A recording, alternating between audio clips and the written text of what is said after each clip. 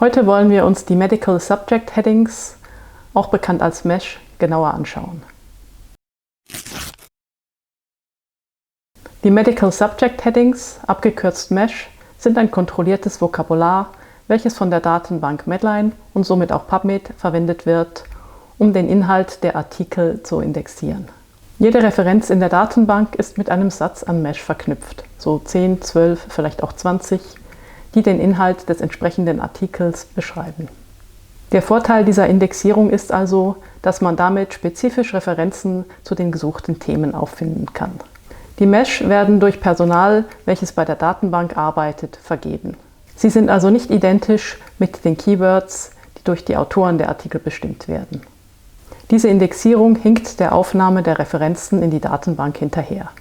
Es ist also nicht möglich, über eine MESH-Suche die neuesten Artikel aufzufinden, weshalb man seine Suche immer durch Suchwörter, zum Beispiel im Titel und im Abstract, ergänzen soll. MESH lassen sich grundsätzlich auf 3 Arten auffinden. Erstens über eine Suche in der MESH-Datenbank, zweitens über das Automatic Term Mapping und drittens über die Indexierung eines bereits bekannten Artikels zum gleichen Thema. Das ist die Einstiegsseite zur Datenbank PubMed. Wenn wir runterscrollen, finden wir unten rechts den Link zur MESH-Datenbank. Hier geben wir den gesuchten Begriff ein. Meist bekommen wir eine Auswahl an möglichen MESH. Diese sind alle mit einer Definition versehen, was uns bei der Auswahl hilft.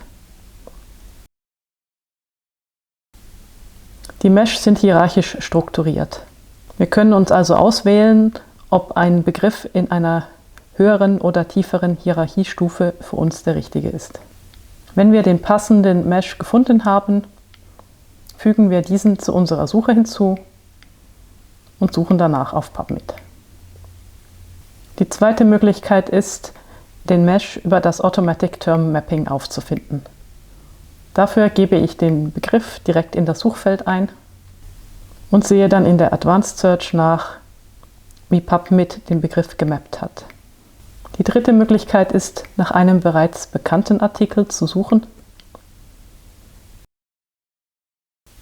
und dann zu schauen, wie dieser indexiert ist. Schlagworte, die zur Indexierung verwendet werden, gibt es nicht nur in der Datenbank Medline.